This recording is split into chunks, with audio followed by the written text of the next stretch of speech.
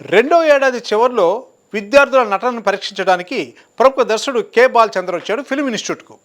అంతమంది విద్యార్థుల్లోనూ బాలచందర్ చూపు రజనీకాంత్ మీద పడింది. ఇతనిలో ఏదో ఉంది. ఏమిటది? లేజర్ లాంటి కళ్ళ, సూటిగా ఉన్న ముక్క అనుకున్నాడు బాలచందర్. వెంటనే రజనీకాంత్ని పిలిచి, నీకు అవకాశం ఇస్తాను, వెయిట్ చేయి అన్నాడు.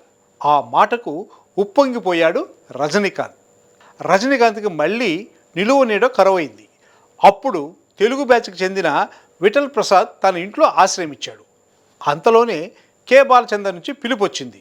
నా సినిమాలో నీది చాలా చిన్న పాత్ర, అయితే కలకాలం గుర్తుండిపోతుంది, కానీ నువ్వు తమిళం నేర్చుకోవాలి, 20 రోజులు టైం ఇస్తా అని చెప్పి పంపాడు రజనీకాంత్కు.